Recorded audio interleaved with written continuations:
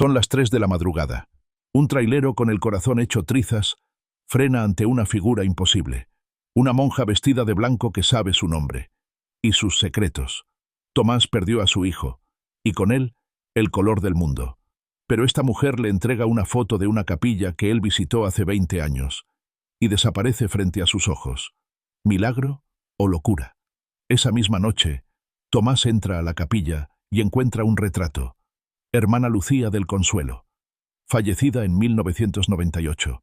Entonces, ¿a quién llevó en su camión? A partir de ese instante, cada kilómetro trae encuentros que lo rompen y lo reconstruyen. Una niña al borde de la muerte, un joven migrante sin futuro, un reencuentro imposible en un parque olvidado, y una verdad que arde como un secreto de familia. Si te estremecen las historias de fe, culpa y segundas oportunidades, suscríbete, dale like, comparte y síguenos para no perderte esta historia completa. Eran las 3 de la madrugada, esa hora en la que el mundo entero parece congelarse entre el sueño profundo y la vigilia de lo desconocido. Afuera, la noche era un telón de sombras espesas y pesadas. El cielo estaba cubierto por una manta de nubes densas que ni siquiera permitían adivinar la forma de la luna. Solo los faros de mi camión cortaban aquella oscuridad con un destello pálido y obstinado, mientras el rugido constante del motor se mecía en mi oído como un arrullo metálico que me mantenía despierto, pero apenas. Me llamo Tomás Herrera. Tengo 46 años, y desde los 21 he pasado más tiempo recorriendo las carreteras del sur de México que durmiendo en una cama propia. Transporto frutas, granos, a veces electrodomésticos o lo que haya que mover. Esa noche iba rumbo a Puebla, luego de una carga rápida en Tapachula. Había cruzado ya varios tramos solitarios, peligrosos algunos, y estaba subiendo una loma cerca de la desviación a Tonalá, cuando ocurrió algo que hasta hoy me cuesta explicar sin que la voz me tiemble. A un lado de la carretera, sola y erguida, apareció una figura que no debía estar ahí. No suelo frenar. No a esa hora. No en lugares tan desolados. Por precaución, por experiencia, por las muchas historias oscuras que todos hemos oído. Pero esta vez no lo pensé. Mis manos fueron directamente al freno como si otra voluntad me habitara. Una mujer vestida de blanco, con un hábito de monja con detalles celestes, permanecía inmóvil al borde del asfalto. Su figura se recortaba con una serenidad incongruente en medio de tanta oscuridad. Era alta, delgada, con el rostro parcialmente cubierto por una cofia sencilla. Bajé la ventana del copiloto. ¿Se encuentra bien?, pregunté, tratando de mantener un tono firme, aunque por dentro algo me estremecía. Ella asintió, y su voz llegó serena, casi luminosa. Si me permite, solo necesito un aventón hasta el siguiente cruce. No lo dudé. Apagué las intermitentes, abrí la puerta y bajé para ayudarla. Al subir, me envolvió un aroma a lavanda y pan recién horneado, como si trajera consigo un recuerdo lejano de hogar. No traía maletas, solo un pequeño rosario entre las manos y una bolsita de tela colgada del hombro. Reanudé la marcha. El silencio que se instaló entre nosotros no era incómodo, pero sí denso. Me debatía entre la curiosidad y la prudencia, cuando de pronto ella rompió la quietud con una pregunta que me heló. ¿Cree usted en los milagros, señor Herrera?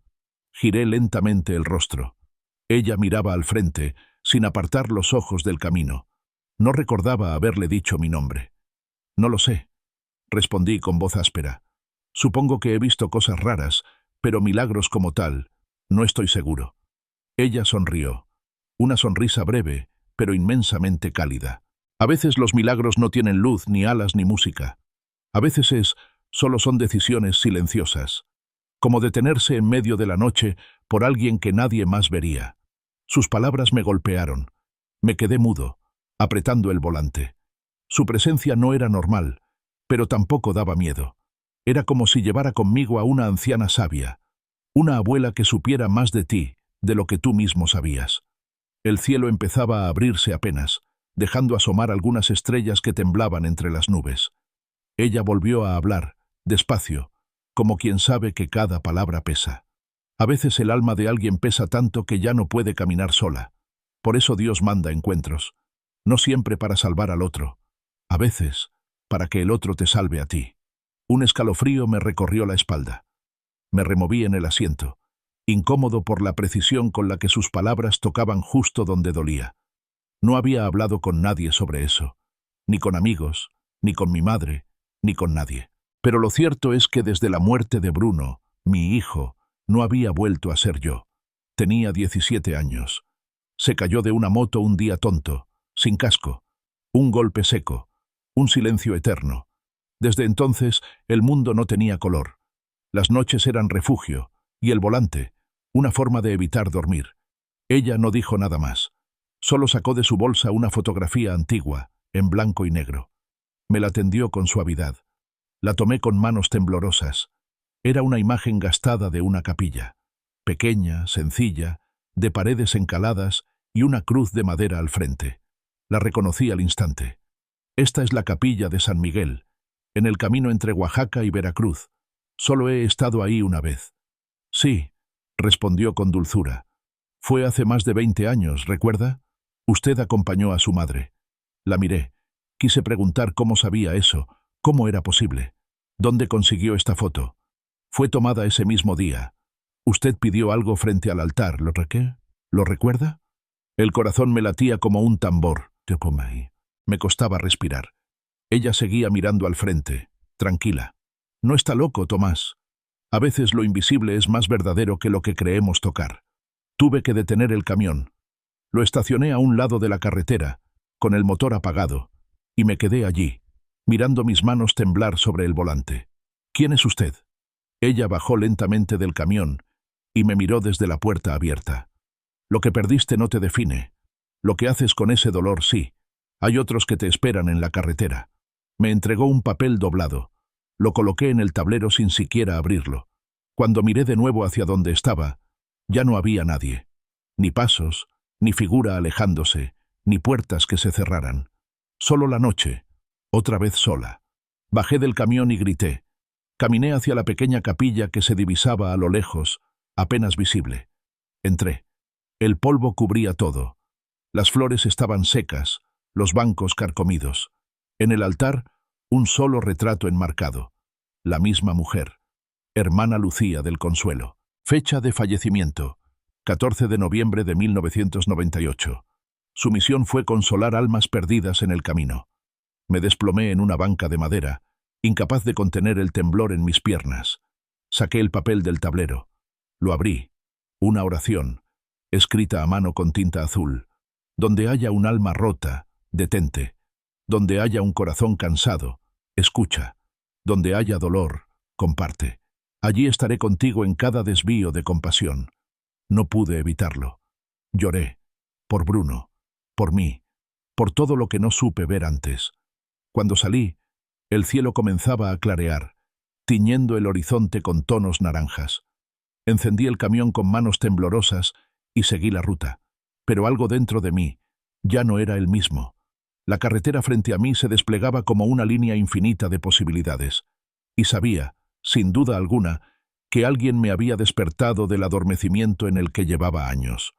La primera parada no había sido una coincidencia. Era el comienzo de un nuevo mapa. Si sentiste ese escalofrío, no apagues el motor todavía. Aún hay quienes te esperan más adelante. El motor volvió a rugir cuando retomé la carretera. El amanecer dibujaba pinceladas naranjas sobre el horizonte, y aunque el camino seguía siendo el mismo, ya no lo sentía igual. Había algo en mi pecho que se había soltado, como si una presión antigua se hubiese quebrado sin ruido. Mientras avanzaba, la imagen de la hermana Lucía del Consuelo seguía viva en mi mente, como si aún estuviera sentada a mi lado en la cabina del camión, murmurando aquellas palabras que me habían atravesado el alma. Al poco tiempo decidí parar en un restaurante modesto a un costado del camino. El letrero estaba medio borrado por la lluvia y el sol, pero el olor a café y a tortillas recién hechas bastó para que mis pies se movieran sin preguntar. El interior estaba adornado con fotos viejas y santos de yeso con veladoras consumidas. Una mujer mayor, de cabello canoso recogido en un moño apretado, se acercó a mi mesa. «¿Qué le sirvo, joven?», me preguntó con una sonrisa cansada, pero amable, de esas que solo pueden ofrecer las mujeres que han cocinado para muchos a lo largo de su vida. «Lo que tenga listo, señora. Y un café bien negro, por favor», respondí, dejando caer el cuerpo sobre la silla de madera. Mientras ella iba a la cocina, saqué del bolsillo el papel que me había entregado la hermana. La oración estaba escrita con una caligrafía antigua, firme, y cada palabra parecía estar dirigida justo al momento que yo vivía. La leí en voz baja, como si al hacerlo invocara la presencia de aquella mujer de hábito blanco una vez más. La señora regresó con un plato humeante y el café. Me miró con curiosidad, fijándose en el papel. ¿Se puede saber qué está leyendo con tanta devoción? Es algo que me dio una monja anoche. O eso creo que era. Le dije, sin mirar, sintiendo cómo la palabra monja pesaba en mis labios de una forma extraña. Ella frunció el ceño y se sentó en la silla de al lado, como si algo la empujara a hablar conmigo más allá del deber. Aquí, hace muchos años, vivía una hermana. Ayudaba a la gente, escuchaba, sanaba. Tenía un don especial. Un día simplemente desapareció. Algunos dicen que aún se aparece, pero solo a los que están muy perdidos. No supe qué decir. La sensación de que todo lo que estaba viviendo tenía un propósito mayor comenzó a asentarse en mí, con un peso sereno, como si una red invisible uniera cada palabra, cada gesto, cada paso que daba. Pagando la cuenta, salí del restaurante y me detuve un momento a mirar la carretera. A un lado, un grupo de niños jugaba con una pelota hecha de trapos. Corrían, gritaban, reían con una libertad que dolía. Uno de ellos, delgado y descalzo, se acercó corriendo hacia mí. «Señor, ¿usted maneja ese camión?» «Sí, chamaco». «¿Por qué?» «Mi mamá dice que si alguien va para Puebla, mi tía necesita unas medicinas del hospital y no tiene cómo ir». Me lo dijo sin dramatismo, con esa inocencia que duele más que cualquier súplica. Me quedé quieto, mirándolo a los ojos. Unos días atrás probablemente habría dicho que no, que tenía prisa, que no era mi problema. Pero ya no era ese hombre. Recordé la oración. Donde haya dolor, comparte. «¿Dónde está tu mamá?», pregunté. El niño señaló una casa pequeña del otro lado de la calle. Crucé la carretera y toqué la puerta. Una mujer joven, de rostro cansado y ojos hinchados, me abrió con recelo. Le expliqué lo que su hijo me había dicho. Asintió, con la voz apagada, y me contó que su hermana tenía una niña internada en Tehuacán, y que el medicamento que necesitaban solo se conseguía en Puebla. No tenían dinero ni a quién enviar. Miré mi reloj. Todavía estaba a tiempo. Apreté los dientes y asentí. «Dígale que prepare el paquete. Yo me encargo». Sus ojos se llenaron de lágrimas silenciosas. No dijo gracias. No hacía falta. Media hora más tarde, ya estaba de vuelta en la carretera con la caja de medicinas cuidadosamente envuelta, colocada en el asiento del copiloto. No era grande, pero su presencia se sentía como un voto de confianza, como un acto de fe. Durante el trayecto pensé en Bruno, en las veces que él insistió en hacer algo por otros, como llevar juguetes al hospital, y yo siempre pospuse. Tenía ese corazón bueno, limpio, el de los que miran más allá de sí mismos. Quizá ahora estaba tocándome desde algún rincón del cielo, recordándome quién podía llegar a ser. Llegué al hospital poco antes del mediodía. La fachada era gris, como todos los hospitales públicos, con gente agolpada en las bancas y niños llorando en las esquinas. Fui directo a recepción, entregué la caja y dejé mi nombre solo como Tomás, el del camión. No esperaba nada a cambio. Solo quería sentir que, por una vez, había llegado a tiempo. Al salir, vi a una señora sentada en la banqueta, con la cabeza cubierta por un pañuelo floreado y las manos entrelazadas sobre las rodillas. Sus ojos estaban rojos, no de llanto, sino de horas sin dormir. Me acerqué con respeto. «¿Está bien, señora?» Ella alzó la vista lentamente. «Estoy esperando noticias de mi hijo. Está en cirugía. No tengo a nadie. Solo espero». Me senté a su lado sin decir una palabra. A veces, lo único que se necesita es no estar solo. Compartí el silencio con ella. Sentí el peso de su espera, como un eco del mío. Minutos después, un médico salió con el rostro neutral, pero sereno. La llamó por su nombre. Ella se levantó temblorosa. Yo la tomé del brazo sin pensar. El médico le dijo que la cirugía había sido un éxito, que su hijo viviría. Ella lloró, y yo la dejé llorar. Le apreté la mano con fuerza. Me abrazó con torpeza. No necesitábamos conocernos para entendernos. Volví al camión con el corazón desbordado. Por primera vez en mucho tiempo sonreí sin culpa, como si las lágrimas de aquella madre me hubieran lavado una herida que no sabía cómo curar. Retomé la carretera rumbo al centro de Puebla. La ciudad ya hervía en caos, con tráfico denso, cláxones, humo y gente apurada. Pero yo me sentía en otra frecuencia. En un semáforo rojo, encendí la radio. Un bolero viejo sonaba con esa melancolía que solo tienen las canciones que vienen con recuerdos adheridos. Cerré los ojos un instante, respirando hondo. Mi celular sonó. Número desconocido. ¿Bueno? ¿Tomás Herrera? Sí. ¿Quién habla? Soy Óscar, el hermano de Rosa, la señora a la que ayudó con las medicinas. Conseguí su número por el hospital. Quería agradecerle. De verdad. La niña ya está estable. Me quedé en silencio. No fue nada, respondí. Solo estaba en el camino. Mi hermana dice que fue un milagro. Sonreí, aunque él no pudiera verlo. Cuídense mucho. Que la niña se recupere pronto. Gracias, Tomás. Gracias por no seguir de largo. Colgué. Esa última frase me dejó congelado. Gracias por no seguir de largo. ¿Cuántas veces lo había hecho? ¿Cuántas veces pasé junto a alguien que necesitaba ayuda y no me detuve? No siempre con maldad, a veces por miedo, otras por rutina, otras por simple ceguera. Pero ahora entendía. Cada vez que uno se detiene, el mundo se transforma un poco. Avancé unos kilómetros más. Una tienda de autopartes apareció al lado derecho de la vía. Recordé que necesitaba cambiar una luz trasera y decidí entrar. Mientras esperaba que atendieran mi pedido, escuché una discusión cerca del mostrador. Un hombre de rostro curtido, camisa grasienta y botas de trabajo discutía con el encargado. Ya le dije, señor, que no puedo fiarle. Si no tiene el dinero, no hay trato. Pero sin ese repuesto no puedo salir a entregar. Si no entrego, no cobro. Y si no cobro, no como. El encargado se encogió de hombros. No tenía intención de ceder. Me acerqué. Algo en mí no podía quedarse quieto. ¿Qué necesita? Ambos se voltearon a mirarme. El hombre parecía confundido. Un alternador. Viejo, pero funcional. Lo pago yo. No, señor, replicó, sacudiendo la cabeza. No puedo aceptarlo. No es caridad. Solo alguien haciendo lo que otros hicieron por mí. El encargado asintió y procedió con la venta. El hombre se llamaba Rogelio. Me estrechó la mano con una fuerza de agradecimiento que no necesitaba palabras. No sé cómo agradecerle. Haz algo parecido por alguien más. Eso basta. Salí de la tienda y me subí de nuevo al camión. Mientras encendía el motor, pensé en cómo cada acción sencilla, un paquete, un abrazo, una herramienta, podía abrir una grieta en la indiferencia del mundo. Y por esa grieta, tal vez, se colaba algo parecido a la luz. Había dejado Puebla atrás cuando el calor del mediodía comenzó a apagarse lentamente, dándole paso a la luz dorada de la tarde.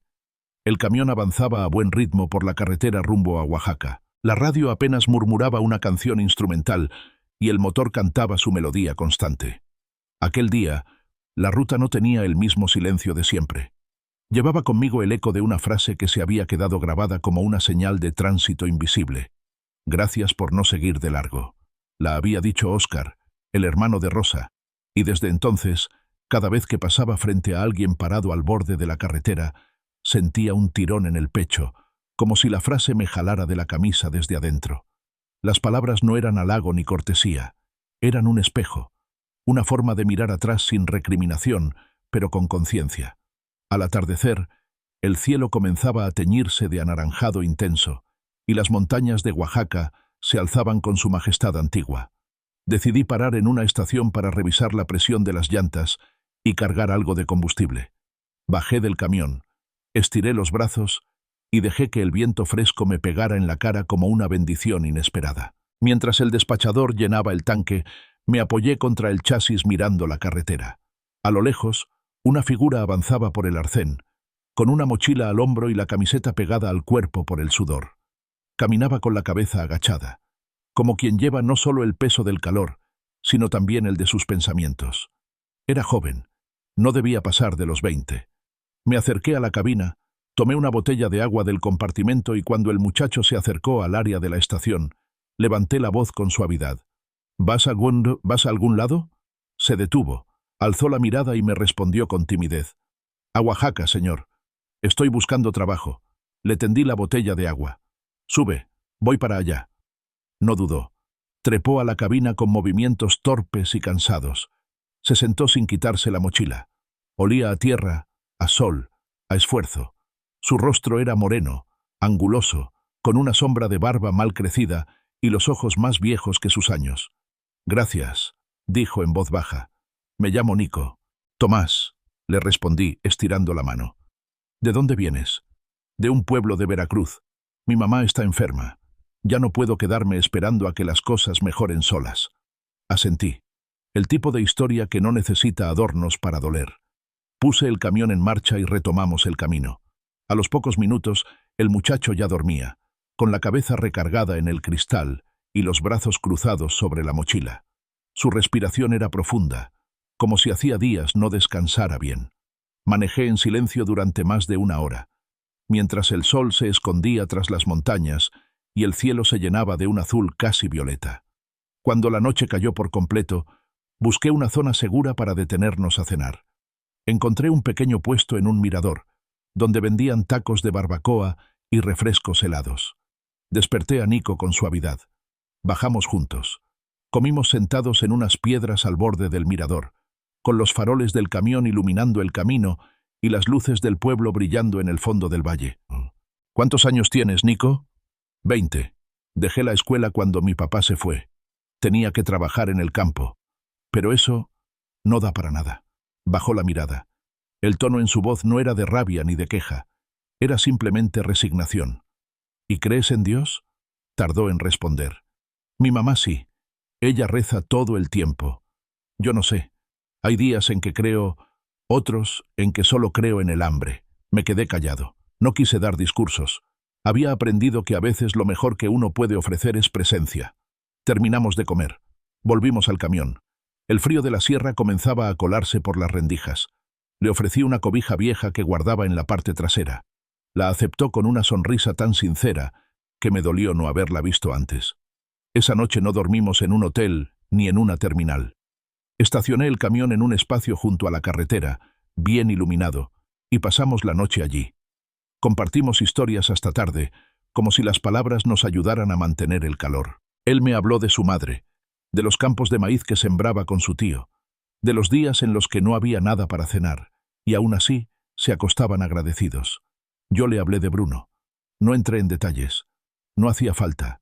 Le dije que había tenido un hijo, que le gustaba revisar las llantas del camión conmigo, que su risa era la música que me faltaba en la cabina. Nico no preguntó nada. Solo escuchó, y en su silencio sentí una comprensión profunda, casi fraterna. Antes de dormir, Nico me preguntó, ¿por qué me recogiste? Tardé un momento en responder, porque alguien me recogió a mí cuando más lo necesitaba. Asintió, cerró los ojos y se acomodó mejor en el asiento. Yo me quedé mirando la luna, grande, luminosa, parecía vigilarnos desde lo alto, como si también ella estuviera acompañando nuestro trayecto. La mañana siguiente nos recibió con neblina espesa cubriendo la carretera como una manta de algodón húmedo. Me desperté con el cuerpo entumecido, pero el alma tranquila. Preparé café instantáneo en un pequeño termo que siempre llevo conmigo y le ofrecí a Nico un poco de pan dulce que había comprado en la estación anterior. Gracias por todo, Tomás, dijo él, con la voz aún ronca de sueño. No se paga, Nico. Lo que uno recibe, se pasa adelante. Él sonrió, y esa sonrisa tenía más valor que 1000 palabras. Cuando llegamos a la ciudad, lo primero que hice fue acompañarlo a una panadería donde sabía que estaban buscando ayudantes. Era una tienda familiar, de esas que huelen a levadura y azúcar glas apenas entras. El dueño era un señor bajo, robusto, con mirada aguda y manos grandes cubiertas de harina. Nico se presentó. El hombre lo miró de arriba a abajo, le hizo 2 preguntas, y luego le tendió un delantal. «Empiezas hoy». Lo vi entrar con la mochila colgando de un hombro y una esperanza nueva empujándolo por dentro. Antes de cruzar la puerta se volteó y me abrazó. No dijo mucho. No hizo falta. «Nunca voy a olvidarlo», susurró. Yo tampoco. Volví al camión con un nudo en la garganta y una gratitud inmensa. Sentí que, de alguna forma, Bruno también había estado ahí, sonriendo desde algún rincón invisible del universo. Decidí tomar una ruta secundaria para continuar hacia Chiapas. La carretera serpenteaba entre cerros y pueblitos dormidos. Los árboles parecían inclinarse hacia la carretera, como si escucharan cada historia que uno llevaba en el remolque. En un lugar llamado San Pedro el Alto, paré a almorzar en una fonda pequeña con techo de lámina y paredes de adobe. Mientras comía unos frijoles con plátano frito y queso fresco, noté que una mujer mayor me observaba desde una mesa del fondo. Su rostro era moreno, lleno de arrugas como ríos secos, y sus ojos tenían ese brillo de quien sabe cosas que los demás aún no han vivido. Se acercó sin pedir permiso y se sentó frente a mí. «Usted ha visto a la hermana Lucía, ¿verdad?» Mi tenedor se detuvo en el aire. Tragué saliva. «¿Cómo dijo?» Ella sonrió con una mezcla de ternura y certeza. «No todos la ven. Solo los que están muy perdidos. Usted sí. Por eso está cambiando». No pude decir nada. Su seguridad me desarmó. Me quedé allí, con los ojos clavados en los suyos, intentando descifrar si aquella mujer era parte del misterio o simplemente otra pieza que el destino había colocado con cuidado en mi camino. «¿Quién es usted?» «Solo alguien que ha visto milagros como usted». Se levantó con la misma calma con la que llegó, y caminó calle abajo, perdiéndose entre las casas de adobe. Pagué la cuenta sin prisa. Antes de irme, me acerqué a la capilla del pueblo. Era diminuta, encalada, con una sola cruz de madera en la entrada. Adentro, una placa de mármol blanco mostraba varios nombres de fallecidos del pueblo. Uno de ellos me paralizó. Hermana Lucía Gómez. Fallecida el 5 de septiembre de 1998. Sentí que el piso se me movía. No era una alucinación. No era un juego mental. Era real, o al menos lo suficiente para cambiarme la vida. Volví al camión con una sola certeza. Este camino no solo transportaba mercancía, transportaba sentido. Si esta parte te tocó, si recordaste a alguien, si sentiste que también te han recogido alguna vez, sigue la ruta conmigo. Aún hay mucho que encontrar en los próximos kilómetros. La carretera después de San Pedro, el Alto se estiraba como una cinta infinita entre montañas calladas. El aire olía a pino y humedad. El sol filtrado por la bruma de la sierra creaba figuras inciertas sobre el asfalto, como si el mismo camino quisiera hablar en otro idioma. El motor del camión rugía con suavidad, marcando el ritmo de mis pensamientos. Todo lo vivido en los últimos días se entrelazaba en mi cabeza como un tapiz tejido a mano, donde cada hilo tenía nombre. Bruno, la hermana Lucía, Rosa, Óscar, Nico, personas que hasta hace poco no existían para mí, y que ahora vivían dentro, dándome otra forma de mirar. No tenía prisa por llegar. Mi próxima carga me esperaba aún en Chiapas, y aunque debía presentarme pronto, sabía que algo me empujaba a no volver al automatismo. Fue en una curva cerrada, cerca de la entrada a la región Mixe, donde lo vi. Un muchacho caminaba por el arcén derecho, la mochila deshecha en la espalda, la gorra empapada de sudor, las zapatillas cubiertas de tierra. Caminaba con la mirada baja, como quien no espera nada, como quien ha dejado de mirar al frente porque el horizonte ya no promete. Apreté el freno suavemente y bajé la velocidad. Me orillé con cuidado y bajé el vidrio. ¿Vas para algún lado? Le costó unos segundos reaccionar. Levantó la cabeza y entrecerró los ojos por el sol. Era joven, tal vez 17 o 18. Tenía las mejillas huesudas y la piel curtida por el sol, pero los ojos eran oscuros, grandes y tristes. A Comitán, si se puede. «Sube», le dije, con una sonrisa breve. «Voy para allá». Trepó a la cabina en silencio. Se quitó la mochila y la abrazó contra el pecho. Se sentó sin soltarla, como si contuviera lo único que le pertenecía en el mundo. «¿Cómo te llamas?», pregunté. «Me dicen Isaías». Arranqué el camión y retomé el camino. El silencio entre nosotros era denso, pero no incómodo, como si ambos entendiéramos que las palabras llegarían solo cuando hicieran falta. Después de algunos kilómetros, le ofrecí una botella de agua y una bolsa con pan dulce que me quedaba. Aceptó con una leve inclinación de cabeza. No comía con desesperación, sino con gratitud. «¿De dónde vienes, Isaías?» «De un rancho cerca de las Choapas. Ya no había trabajo. Mi mamá está enferma. Pensé en buscar algo aquí, lo que sea». Asentí en silencio. «¿Cuánto llevas caminando?» «2 días». Me estremecí, no por lástima, sino por la entereza de su voz. No había queja, ni drama. solo la narración simple y seca de lo que es. Cuando llegamos a una gasolinera cerca de San Juan Mazatlán, decidí detenerme. Aproveché para cargar combustible y revisar el nivel de aceite. Mientras el despachador hacía su trabajo, invité a Isaías a bajarse a estirar las piernas. Caminamos hasta una tiendita, compramos 2 tortas de huevo con frijol y unos refrescos. Nos sentamos sobre el borde de una cuneta. El viento movía las hojas secas de los árboles como si fueran pequeños susurros en el suelo. ¿Y tu papá? Pregunté sin pensarlo demasiado. Isaías bajó la mirada. Se fue hace años. No sé si vive. Guardamos silencio un rato. Yo masticaba despacio, observando el cielo, y él jugaba con la tapa del refresco entre los dedos. ¿Crees que valga la pena todo esto? Dijo, de pronto. Caminar tanto, pasar hambre, jugársela. Tardé en responder. Sí, porque si no vale la pena, entonces no hay esperanza. Y sin esperanza, uno se apaga por dentro. Isaías no dijo nada más. Pero supe que mis palabras se habían clavado en algún lugar profundo. Volvimos al camión.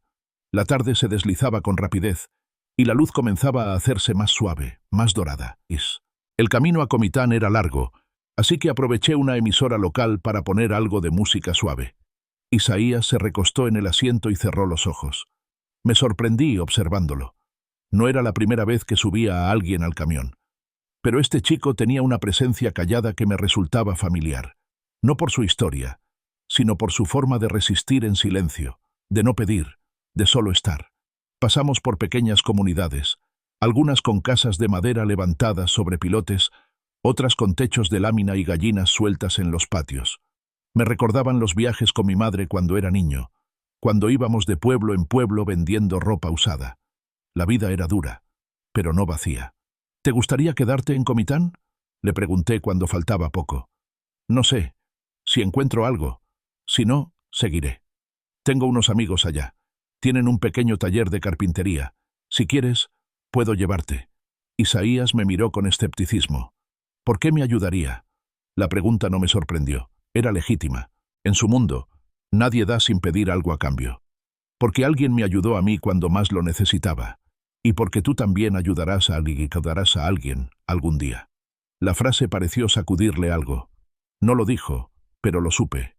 Llegamos a Comitán cuando el cielo ya era una mezcla de azul profundo y morado, luces amarillas encendidas, calles tranquilas, olor a tortillas calientes y leña. Lo llevé directamente al taller. El portón estaba entreabierto. Un hombre robusto, de rostro afable y mandil gris, salió a recibirnos. Le conté brevemente la historia. Lo miró, lo evaluó con ojos de padre. Isaías sostuvo la mirada con dignidad. Mañana a las 7. Si llegas puntual, empiezas. Isaías asintió. No dijo gracias, solo apretó los labios y me dio la mano con fuerza. Lo vi alejarse hacia una pequeña posada de paso, donde podría dormir por esa noche. Yo subí al camión con el corazón apretado. No era tristeza, era algo más complejo, algo parecido a la gratitud por poder ser testigo de ese instante. Dormí en la cabina esa noche, estacionado cerca del parque central. Cerré los ojos mirando las ramas de los árboles agitarse con el viento. Soñé con rostros. Bruno, la hermana Lucía, Nico, Isaías. Todos estaban en una especie de mesa larga, como una familia hecha de retazos, de momentos compartidos en ruta. A la mañana siguiente, desperté con el sonido de risas. Niños jugando con una pelota de trapo en la plaza. Me acerqué a verlos. Uno de ellos me vio y se aproximó corriendo. ¿Es usted trailero? Sí, muchacho. Mi papá también era, pero ya no está. Me agaché hasta su altura. Entonces eres fuerte como él. El niño me sonrió. Mi mamá dice que lo más fuerte no es aguantar, sino ayudar. Me quedé mudo. Esa frase cayó como una piedra dulce en mi pecho. Lo más fuerte no es aguantar, sino ayudar. Volví al camión y me senté frente al volante con los ojos llenos de una emoción sin nombre. El sol comenzaba a subir por encima de las montañas. La jornada apenas empezaba, y yo ya me sentía lleno. La mañana en Comitán amaneció clara, con el cielo completamente limpio, como si la tierra hubiera respirado hondo durante la noche. El aire era fresco y olía a leña encendida, a café colado, a pan recién horneado. Salí del camión con el cuerpo entumecido pero el espíritu tranquilo. Había dormido en la cabina, con la luna como lámpara y el murmullo de las ramas como arrullo. Caminé unos metros hasta una pequeña cafetería que abría desde temprano. El letrero colgaba torcido sobre la puerta, pero el aroma que escapaba por las rendijas era como una bienvenida íntima. Pedí un café negro y una pieza de pan dulce. Me senté cerca de la ventana, desde donde podía ver a la gente pasar lentamente, sin prisa, como si el tiempo allí no se midiera con relojes, sino con los pasos. A lo lejos, vi a Isaías, puntual, camisa limpia, aunque desgastada, y los mismos tenis de su largo caminar, pero esta vez sus hombros estaban más erguidos. Se detuvo frente al taller de carpintería y golpeó suavemente la puerta. Minutos después, lo vi entrar, y una sonrisa leve se asomó a mi cara. No me acerqué. No era necesario. A veces uno ayuda abriendo una puerta y debe alejarse para no entorpecer el paso de quien entra. Después del desayuno, retomé el camino. El siguiente destino era Tuxtla Gutiérrez. Iba ligero de carga, sin prisa, pero con un ritmo constante. Las montañas quedaban atrás y los paisajes comenzaban a volverse más verdes, más anchos. El clima también cambiaba. El calor se hacía sentir, más húmedo, más pegajoso, pero no molesto. Decidí tomar una ruta secundaria. No tenía razón específica, solo una intuición. La carretera era más angosta, serpenteante, pero hermosa. Pueblitos pequeños salpicaban el trayecto, con casas de adobe y techos de lámina, gente en los portales y niños descalzos jugando entre la tierra. En uno de esos pueblos, al mediodía, me detuve. Tenía hambre y ganas de bajarme un rato. Había una fonda modesta a un costado de la plaza principal. El calor se metía por todos lados, pero adentro el ambiente era fresco, con ventiladores viejos girando en lo alto y mesas cubiertas por manteles de plástico floreado. La mujer que atendía era morena, robusta, con un delantal manchado de achiote y una mirada firme, casi inquisitiva. Me saludó con un movimiento de cabeza y me señaló una mesa junto a la ventana. «Menú único», dijo. «Pollo guisado con arroz y tortillas». «Perfecto», respondí. «Y si tiene agua de Jamaica, mejor». Se dio media vuelta y entró a la cocina. Mientras esperaba, miré hacia la plaza. Dos ancianos jugaban dominó bajo un árbol. Un burro dormía a la sombra de una barda. Todo era lento, casi detenido, y sin embargo, se sentía vivo. La mujer volvió con el plato humeante. Lo dejó frente a mí con fuerza, pero sin brusquedad. Me miró con atención. «Usted ha visto a la hermana Lucía, ¿verdad?» Me paralicé. «¿Perdón?» Ella se sentó frente a mí sin pedir permiso. No entiendo cómo, pero ella aparece. A veces en sueños, a veces en persona. No todos pueden verla, solo los que la necesitan de verdad. Sentí que el corazón me golpeaba el pecho como si quisiera salir. «¿Usted también la ha visto?» «Una vez, hace años, después de perder a mi hija en un parto. Estaba sola, sin fuerzas, y una noche apareció en la cocina de mi casa. Me habló, me tocó la frente. Al día siguiente, yo ya no sentía el mismo dolor. Nos quedamos en silencio. Luego ella se levantó, como si ya hubiera dicho lo necesario. «Coma, está caliente». La comida era sencilla, pero deliciosa. Cada bocado sabía a hogar, a manos que cocinan con amor, no con técnica. Cuando terminé, pagué y salí de la fonda con un nudo en la garganta. Crucé la calle para tomar unas fotos de la iglesia del pueblo. Era pequeña, blanca, con una cruz de hierro oxidado en la punta. La puerta estaba abierta. Entré. En una de las paredes laterales vi una placa de mármol. Entre varios nombres tallados, uno me llamó la atención de inmediato. Lucía Gómez, hermana Lucía del Consuelo, fallecida el 5 de septiembre de 1998. Me apoyé contra el banco más cercano. El aire olía a incienso seco y madera vieja. Cerré los ojos. No necesitaba más pruebas. Lo que había vivido no era imaginación. Volví al camión con paso lento. Mientras lo encendía, noté que el estómago me daba vueltas. No de malestar, sino de algo parecido a anticipación. Sentía que algo se acercaba, aunque no sabía qué. Conduje durante horas por carreteras secundarias. En un tramo especialmente empinado, vi humo en el horizonte. Al acercarme, distinguí un coche volcado en la cuneta, las llantas apuntando al cielo y el capó echando vapor. Frené bruscamente. Puse las intermitentes y bajé del camión corriendo. Un hombre salía a rastras por la puerta rota. Tenía el rostro cubierto de sangre y una expresión de pánico. «Mi hija», dijo con voz entrecortada. «Está atrás». Corrí al auto. En el asiento trasero, una niña de no más de 6 años sollozaba, aferrada a su cinturón. Tenía raspones en los brazos, pero estaba consciente. Con cuidado, desabroché el cinturón y la tomé en brazos. «Tranquila, ya estás a salvo». Ella no hablaba. Solo se aferró a mi camisa, como si fuera su única tabla de salvación. En ese momento llegaron los paramédicos. Les entregué a la niña y ayudé a cargar al padre en la camilla. Uno de los paramédicos me miró con admiración. ¿Cómo se atrevió a acercarse así? Eso pudo explotar. A veces hay que actuar antes de pensar, dije. Volví al camión. Mis manos aún temblaban. Pero no era miedo. Era otra cosa. Era saber que en un segundo la vida puede partirse, o salvarse. Seguí conduciendo en silencio. Pensaba en la mirada de la niña, en su abrazo desesperado. Pensaba en la hermana Lucía, en la fonda, en Isaías, en todo lo que me había pasado desde aquella madrugada. Cuando llegué a Tuxtla, la ciudad ya estaba envuelta en sombras. Fui directo a entregar unos papeles pendientes en una oficina pequeña. Después, estacioné el camión en una zona segura del centro. Tenía hambre, pero más aún, ganas de respirar aire tranquilo. Encontré una cafetería abierta, de esas que tienen lámparas de luz amarilla y música instrumental. La mesera, una joven morena con una trenza larga y ojos amables, se acercó con una sonrisa. «¿Qué le sirvo?» «Solo un café», dije, pero bien cargado. Mientras esperaba, revisé el celular. Un mensaje nuevo. «Óscar, la niña ya está en casa. Gracias por todo». Sonreí. Cerré los ojos por un momento. La mesera volvió con el café. «¿Algo más?», preguntó. «No, solo un poco de silencio». «Aquí el silencio también se sirve caliente», respondió ella sonriendo.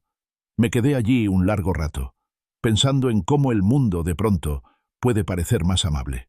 Si alguna vez sentiste que estabas en el lugar exacto, en el momento justo, tal vez no fue casualidad. A veces basta con abrir la puerta, o el corazón. Salí de Tuxtla al amanecer, cuando la ciudad aún bostezaba entre luces tenues y calles semivacías.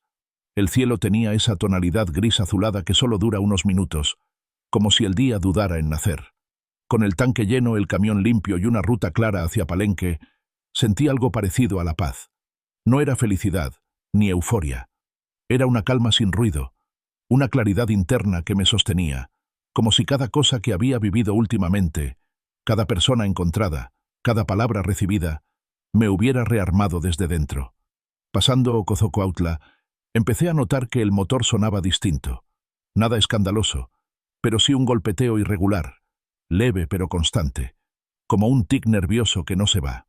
Lo ignoré durante algunos kilómetros, pero al llegar a un pueblo llamado Ocuilapa, el ruido ya era más evidente. Bajé la velocidad y decidí parar. No iba a arriesgarme en medio de la sierra sin saber qué estaba fallando. Encontré un pequeño taller a un costado de la carretera. El letrero era viejo, descolorido, y decía en letras torcidas: «Taller Don Beto, mecánica en general». Toqué el claxon del camión un par de veces. Un muchacho de unos 16 años salió de entre los árboles, con las manos negras de grasa y el overol amarrado a la cintura. «¿Problemas con el motor?», preguntó sin rodeos, mientras se acercaba con paso firme. «Creo que sí. Trae un golpeteo raro desde hace rato. Estaciónese ahí, junto al poste. Lo reviso ahora mismo. Mi papá está en la ciudad, pero yo me encargo». Lo observé mientras abría el cofre. Se movía con seguridad, con una rapidez que no era improvisación sino práctica. Tenía el rostro cubierto de sudor y polvo, pero sus ojos brillaban con concentración. «¿Cómo te llamas?», le pregunté mientras bajaba de la cabina. «Me dicen Fabián. Tengo 15, casi 16. Ayudo en el taller desde que tengo memoria». «¿Tú solo haces esto?». «Mi papá me enseñó todo. Él me deja a cargo cuando va por refacciones». «No se preocupe. Sé lo que hago». Y era verdad. Lo vi revisar piezas, escuchar el motor, probar niveles de aceite y observar el escape. Luego bajó la palanca con fuerza y me miró. «Una bujía está floja. El soporte del alternador también vibra más de lo normal». Puedo ajustarlo, pero le va a tomar un rato. 1 hora, tal vez menos. Tómate tu tiempo, Fabián. Me senté en una piedra a la sombra mientras él trabajaba. Desde allí, veía parte del taller, herramientas colgadas en la pared, llantas apiladas como torres improvisadas, una bicicleta vieja recostada junto al tronco de un árbol. Se notaba que ese lugar no era de paso, sino de raíces, de vida vivida a pulso. Un rato después, el muchacho se me acercó con las manos llenas de grasa, pero los ojos serenos. Ya está, pero debe cambiar ese soporte pronto. Esto es solo un parche. Si sigue así mucho tiempo, va a ceder. Gracias, Fabián. ¿Cuánto te debo? Me dijo la cifra con timidez. Era una cantidad ridículamente baja. Le di el doble sin discutir. Él intentó negarse. No puedo aceptarlo. Sí puedes. No es limosna. Es pago por un trabajo bien hecho. Guardó el dinero con lentitud. Luego me miró con seriedad. ¿Usted es trailero desde hace mucho? Desde antes que tú nacieras, probablemente. ¿Y no se cansa de ir solo? La pregunta me tocó. No por lo inesperada, sino por lo directa. A veces. Pero últimamente, la carretera me ha dado compañía de maneras raras. Gente. Conversaciones. Cosas que no esperaba. Fabián asintió. Luego se quedó en silencio, como si quisiera decir algo más y no supiera cómo. Le di tiempo. Finalmente, lo soltó. Yo también quiero irme algún día. Conocer otros caminos, ver más allá de estas montañas. Pero mi mamá murió el año pasado. Mi papá ya está viejo. Y esto es lo único que sé hacer. Eso no es poco, Fabián. Saber hacer algo con las manos es un poder. Lo importante no es irse, sino tener algo que llevar cuando uno lo hace. Se quedó pensativo. ¿Usted cree que hay señales? Cosas que le dicen a uno por dónde ir. Sí, respondí sin dudar. Pero no siempre se ven con los ojos. A veces se sienten. Fabián sonrió. Se limpió las manos con un trapo y se acercó a mí con una caja de cartón. Mi papá guarda estas piezas viejas que ya no sirven, pero yo les quito tornillos, cables, a veces los convierto en otras cosas. Hago figuras, juguetes, lo que sea. ¿Quiere ver? Abrí la caja. Había pequeñas esculturas hechas con partes de motores, pedazos de bujías, resortes, incluso llaves de tuercas dobladas. Un perrito, una moto, una mariposa metálica. Cada pieza era una mezcla de ingenio y paciencia. Esto es arte, Fabián. Él se rió con modestia. Es solo para no aburrirme cuando no hay clientes. Deberías mostrarlo más. Tal vez eso también sea parte de tu camino. Nos dimos la mano con fuerza. Antes de irme, le tomé una foto con el camión de fondo y le prometí que volvería por otra revisión. Mientras conducía hacia Palenque, llevaba la mariposa metálica colgando del retrovisor. Fabián me la había regalado como amuleto.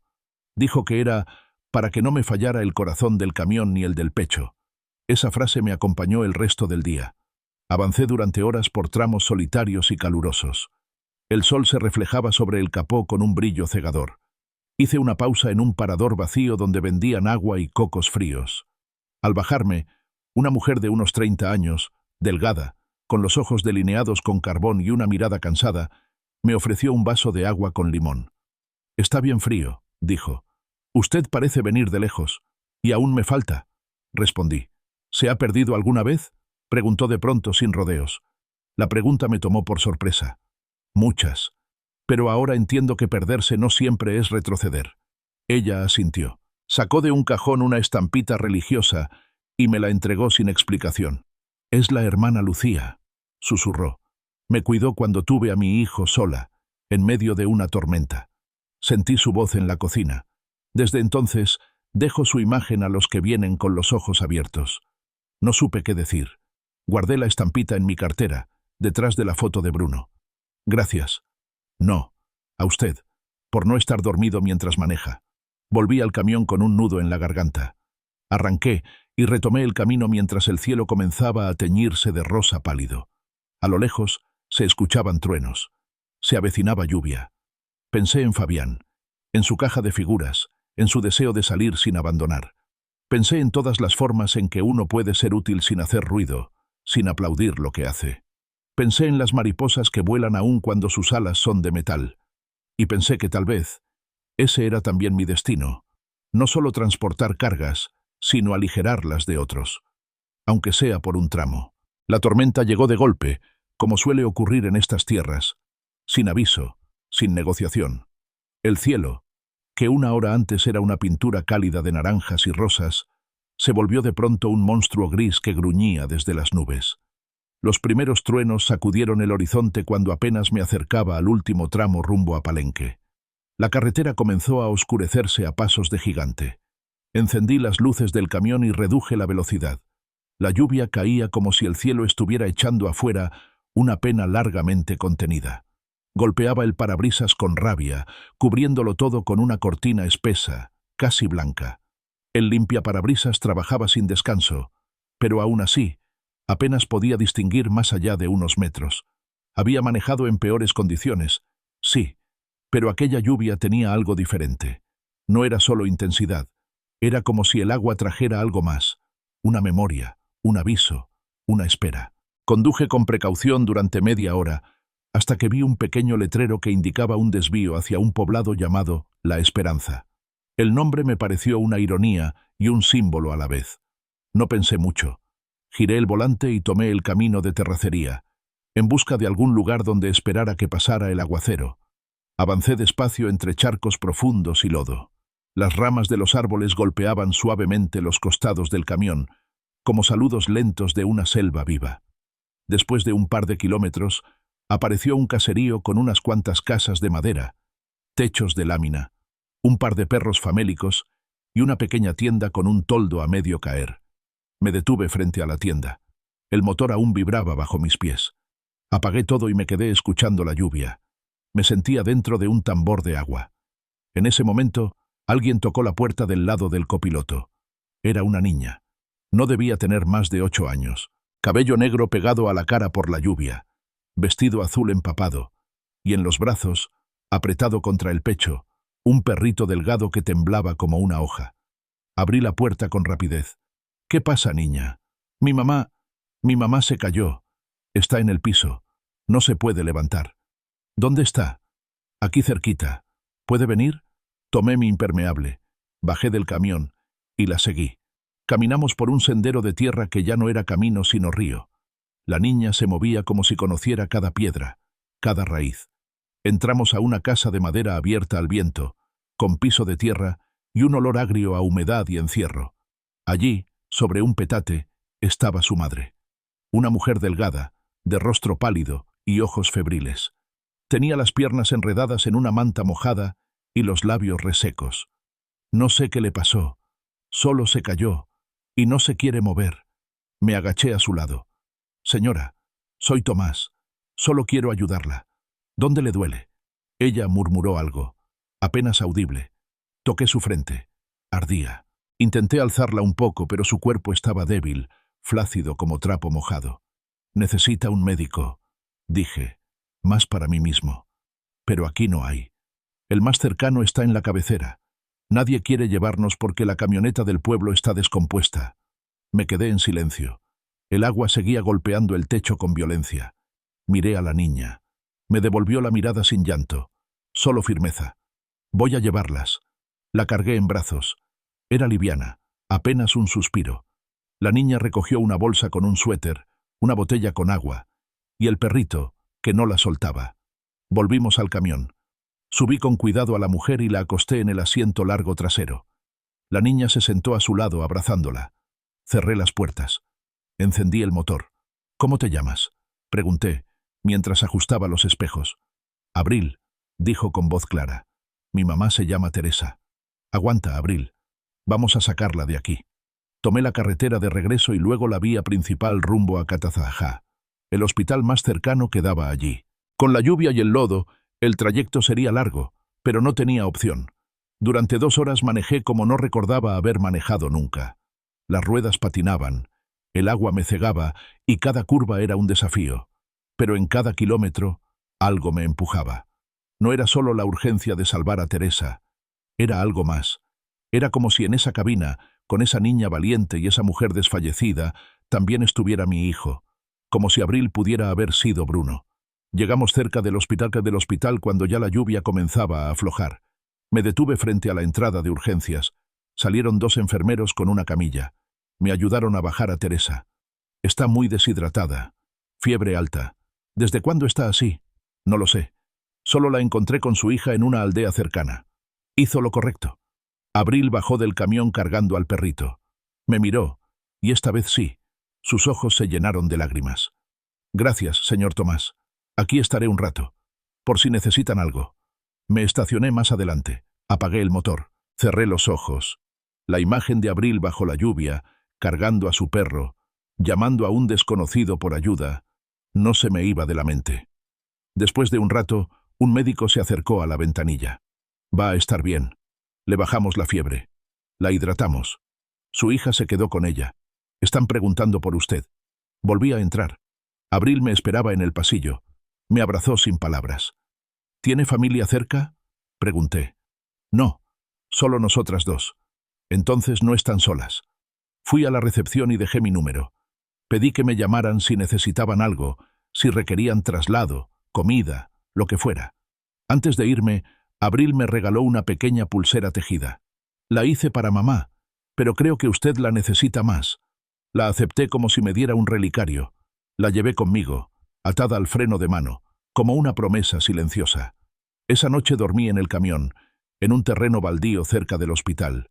Soñé con Abril, con su madre, con Bruno jugando con el perrito bajo la lluvia. Soñé con la hermana Lucía, de pie bajo un árbol, diciéndome con la mirada que sí, que iba por el camino correcto. Y al despertar, sentí que el mundo, pese a todo, aún podía enseñarnos a no rompernos. Hay momentos que cambian todo. No por grandes, sino por íntimos. Si esta historia te tocó, sigue este viaje conmigo. Aún hay más corazones esperando ser escuchados. Al día siguiente, la madrugada me encontró despierto, con los ojos clavados en el cielo aún oscuro, esperando que algo en el viento me dijera que estaba bien continuar. Dormí poco, y no por incomodidad. Era otra cosa. Era la sensación de que algo profundo se había removido en mí, como cuando se desentierra una raíz vieja que uno ni sabía que tenía. La imagen de Abril seguía dándome vueltas en la cabeza. Su temple, su voz firme a pesar del miedo, su abrazo sin rencor. Pasé por el hospital antes de salir. No entré, solo observé desde lejos. Vi a Abril en la ventana del segundo piso. Me vio también. Levantó la mano. Yo hice lo mismo. No era necesario hablar. A veces los gestos bastan. Arranqué el camión y tomé rumbo norte. Palenque aún quedaba lejos, pero ya no pensaba en el destino. El camino en sí era lo que importaba. Las carreteras chiapanecas eran traicioneras en ciertas partes. Curvas cerradas, pendientes que probaban la fuerza del motor, tramos donde la selva parecía quererse tragar el asfalto. Aún así, había belleza en cada rincón, ríos que se asomaban entre las piedras, árboles altísimos que se alzaban como templos, pájaros que cruzaban el cielo con alas extendidas como si no les pesara el mundo. Pasando Salto de Agua, decidí detenerme a almorzar en una parada para transportistas. Era un sitio modesto, pero bien atendido, con mesas de madera, platos hondos de comida caliente y café servido en vasos de vidrio grueso. Allí conocí a don Laureano. Tenía más de 60 años, piel curtida, sombrero de palma y una voz pausada como la de alguien que ha aprendido a no apurarse por nada. Se sentó a mi mesa sin preguntar, como se hace entre gente del camino. ¿Recién viene del sur?, preguntó mientras ponía su plato de caldo frente a él. De Tuxtla. Con paradas inesperadas, respondí. Las mejores, dijo con media sonrisa. Son las que nos enseñan a mirar. Hablamos un rato, de rutas, de motores, de las lluvias locas de la región. Luego, él bajó la voz. ¿Usted ha oído hablar de la Cruz del Retorno? Negué con la cabeza. Es una cruz que pusieron hace años en la entrada de una vieja vereda. Dicen que quien la toca cuando está perdido, encuentra un motivo para seguir. No cura, no resuelve, solo revela. Me quedé en silencio. ¿Dónde está? A unas 2 horas de aquí, por un desvío que ya casi nadie usa. Yo fui una vez, cuando murió mi hijo. Estaba tan vacío que no sabía si regresar o no. Toqué esa cruz, y no me respondió con palabras. Pero al día siguiente, amanecí con el corazón menos duro. No supe qué contestar. No era lo que dijo, era cómo lo dijo, como si hablara de algo tan sagrado como cotidiano. Tal vez debería verla, murmuré. Tal vez ella ya sabe que usted viene, dijo don Laureano, sin mirarme. Terminamos de comer. Me dio indicaciones vagas, como suelen hacerse en los pueblos. Después del árbol torcido, antes de la piedra blanca. Nada exacto, pero lo suficiente para guiarme. Tomé la carretera secundaria y luego un desvío de tierra que se estrechaba cada vez más. Manejar allí era como abrirse paso entre la espesura misma del mundo. El verde lo cubría todo, los sonidos de la selva se colaban por las ventanas, y el motor parecía pedir permiso a cada metro. Después de casi una hora, vi la cruz. Estaba en un claro, solitaria, clavada en la tierra, con la madera gastada por el tiempo y la humedad. No tenía flores ni veladoras, solo una inscripción casi borrada. Para los que dudan, aquí también hay camino. Apagué el motor. Bajé del camión. Caminé hacia ella como se camina a un altar. No había nadie. Solo el viento, las hojas, mi propia respiración. Toqué la cruz con la palma abierta. Estaba tibia, como si guardara aún la energía de quienes la habían tocado antes. No pedí nada. Solo cerré los ojos. Y entonces, algo se rompió. Lloré. No como quien se desahoga, sino como quien se rinde. Como quien deja de sostener lo que no le pertenece. Lloré por Bruno, por no haber podido protegerlo, por todo lo que no dije, por todo lo que sí, por cada vez que lo imaginé creciendo, por cada domingo sin su risa, por cada juguete olvidado en casa, y lloré también por mí, por haber creído que vivir con culpa era honrar su recuerdo. Me senté frente a la cruz hasta que el sol comenzó a bajar. No recé, pero me sentí escuchado. Volví al camión con los ojos hinchados, pero el alma distinta, como si una piedra que llevaba años en mi espalda hubiera caído finalmente. Retomé el camino hacia Palenque. Al anochecer, llegué al pueblo. Busqué un sitio donde dormir y encontré una pensión sencilla, con habitaciones estrechas pero limpias. Dejé el camión en un terreno vigilado. Me duché. Comí algo. Me senté en la cama, con la ventana abierta, y dejé que el viento húmedo me rozara la cara. En la pared había una fotografía enmarcada. Una mujer sonriendo, rodeada de niños. Parecía una maestra o una enfermera. Me levanté para verla de cerca. En la esquina, una placa decía: Lucía Gómez, hermana del Consuelo. Amó a los que nadie veía. Me reí en voz baja. No era coincidencia, era confirmación. Esa noche dormí profundamente, sin sueños, o tal vez con uno solo, un camino abierto sin miedo. Desperté antes de que saliera el sol. Aún era de noche, pero los primeros sonidos del pueblo ya comenzaban a insinuarse. Pasos lejanos sobre piedra, perros ladrando al viento, el silbido breve de una cafetera encendiéndose en alguna cocina. Me vestí sin apuro. Guardé mis pocas cosas, pagué la pensión y salí. El aire tenía ese aroma espeso de selva dormida, a tierra mojada, a hojas húmedas, a tiempo detenido.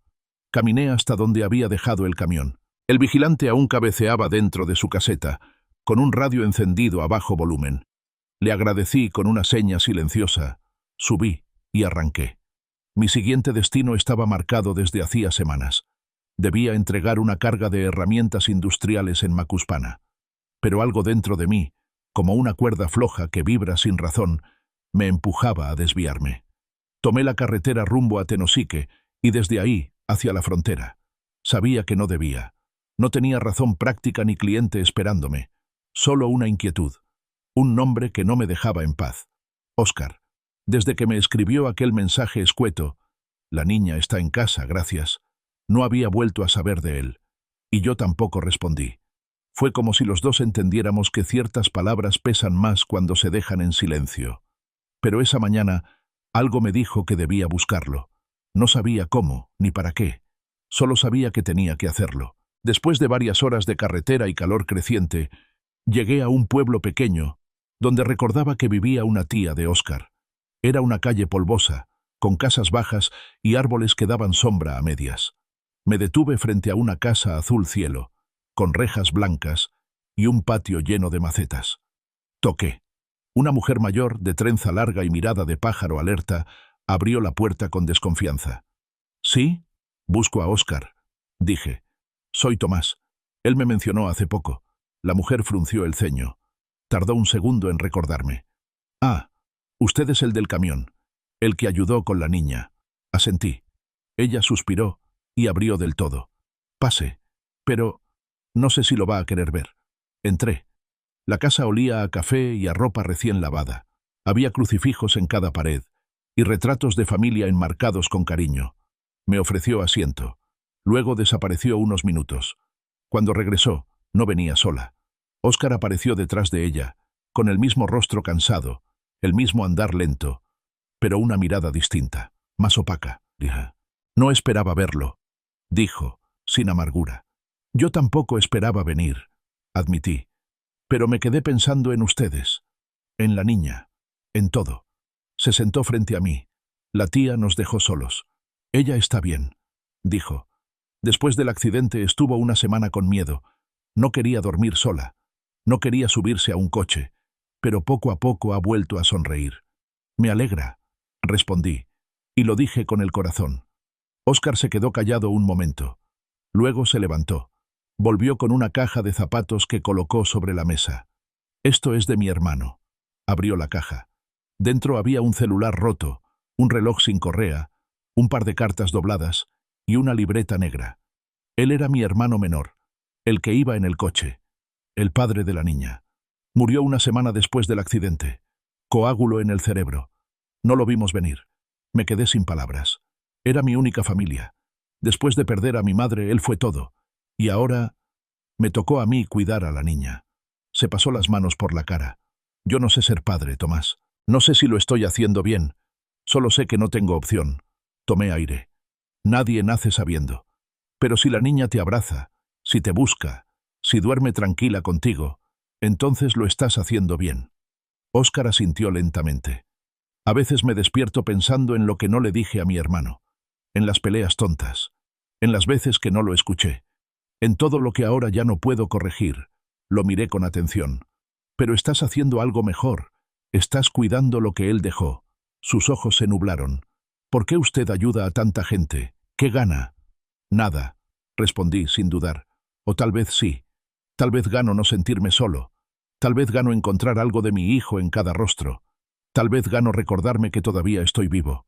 Le conté de Bruno. No todos los detalles, solo lo esencial. Cómo lo perdí. Cómo lo busqué en cada parada, en cada gesto, en cada niño que cruzaba la carretera. Óscar me escuchó en silencio. Al final, sacó la libreta negra y me la extendió.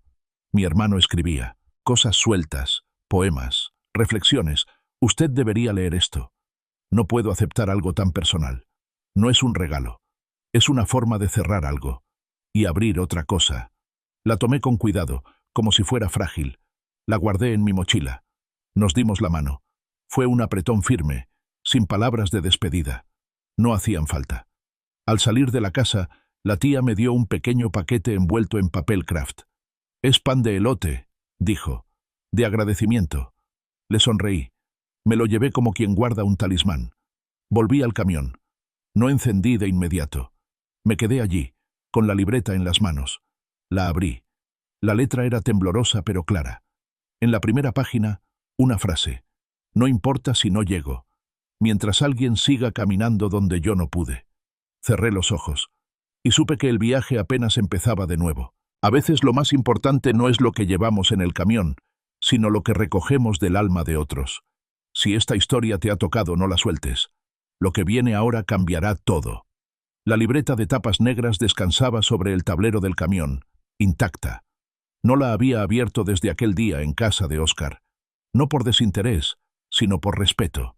Sentía que abrirla era también abrir la herida de otro, y para eso uno debía estar preparado. Salí del pueblo al amanecer, con la bruma aún acariciando los campos. El motor rugía con suavidad, como si también despertara de un sueño largo. Tenía la carretera despejada y la mente llena. No sabía exactamente hacia dónde iba. El pedido para Macuspana aún podía esperar unas horas. Sentía, una vez más, que había otro sitio que me estaba llamando. Conduje hacia el norte. Tomé la vía que bordea el río Usumacinta, una franja de asfalto que serpentea entre tierras fértiles y montes espaciados. El paisaje era sereno, como si el tiempo allí fluyera distinto. Me detuve en una gasolinera cerca de Emiliano Zapata. Mientras llenaban el tanque, compré un café y salí a estirar las piernas. A un lado del camino había un árbol grande, seco, de ramas nudosas. Bajo su sombra, una mujer sentada en una silla de plástico tejía con hilo de colores. Tenía unos 50 años, piel curtida, mirada viva. Me acerqué. «Buenos días». «Buenos estén», dijo, sin levantar la vista del tejido. «Usted no es de aquí». «No, voy de paso». «Nadie va solo de paso. Todos van buscando algo». Me quedé un momento en silencio. «Tal vez sí. Tal vez busco una voz». Ella levantó la vista. «¿Una voz que no está? ¿O una que no se ha atrevido a hablar?» «Una que no llegó a tiempo». Cerró los ojos un instante, como quien escucha dentro. Luego, tomó uno de los hilos y lo rompió con los dientes. A veces el alma habla donde el cuerpo ya no puede. Si la escucha con el pecho, la va a encontrar. Nos quedamos callados. El viento movía suavemente las hojas secas. Me despedí con una inclinación de cabeza. Ella no respondió con palabras, pero su mirada fue suficiente. Volví al camión. Tomé la libreta negra. La puse sobre mis piernas. La abrí. En la primera hoja estaba esa frase que había leído antes. «No importa si no llego, mientras alguien siga caminando donde yo no pude». Pasé las páginas. Eran escritos dispersos, reflexiones, frases, sueños. Uno decía: «Quiero que mi hija sepa que no le tengo miedo a la muerte, solo a no verla crecer». Otro, más adelante, era un diálogo imaginado. «¿Quién eres?» «Soy quien carga tus errores para que no te hundas». Las hojas estaban llenas de esa urgencia de quien sabe que el tiempo se agota, pero aún así escribe, como si al poner las palabras, algo de sí pudiera seguir respirando después. Llegué a una página donde se leía: «Hay días en los que me levanto y siento que no pertenezco a este cuerpo, como si fuera prestado, como si mi verdadero lugar fuera otro. No sé explicarlo. Solo sé que la niña me abraza y por un momento vuelvo a sentir que sí estoy aquí». Cerré la libreta. Me quedé mirándola largo rato. Pensé en la niña, en su abrazo, en su silencio, en el amor que sobrevive incluso a la pérdida. Volví a encender el motor. Decidí que, antes de seguir con mi entrega, pasaría por un sitio que había escuchado mencionar muchas veces, pero que nunca había visitado: el antiguo campo de refugiados de El Seibo. Ya no quedaba casi nada, decían, pero algo dentro de mí quería ver ese lugar donde tanta gente había buscado otro comienzo. Llegué al mediodía. El sol caía a plomo.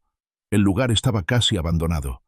Algunas estructuras de madera a medio caer, restos de lo que fueron tiendas de campaña, una barda pintada con palabras que el tiempo ya había borrado casi por completo. Caminé entre las ruinas. Vi un banco de cemento con nombres grabados a cuchillo. Me senté. El calor era sofocante, pero el silencio tenía algo de sagrado. Allí pensé en Bruno, en la vez que lo llevé por primera vez a la escuela. Tenía 5 años. Iba con la mochila más grande que él. Se aferraba a mi mano como si el mundo lo intimidara. «¿Y si me pierdo, papá?» «Si te pierdes, yo te encuentro». Y ahora era yo quien lo seguía buscando. No lloré. No esa vez. Solo dejé que el recuerdo doliera como debe doler, sin disfraz, sin vergüenza. Antes de irme, alguien se acercó. Un hombre joven, de piel tostada, con una playera rota y una bicicleta al hombro. Me saludó con una seña. ¿Buscaba a alguien? No, solo vine a ver. Mi madre estuvo aquí cuando yo era niño. Aquí nací. Bueno, no exactamente aquí, pero cerca, en el lodo, bajo un toldo. ¿Y siguen viviendo por la zona? Nos quedamos. A veces uno no se va, aunque pueda, asentí. ¿Sabe?, agregó él. Aquí muchos no tenían nada, pero había algo raro. La gente compartía, como si el dolor obligara a la bondad. A veces es así, respondí. Lo que nos rompe también nos une. Él se despidió. Se fue caminando con la bicicleta al hombro, como quien sabe que cada paso también es carga. Volví al camión. Saqué la libreta. En una de las últimas páginas había un texto subrayado.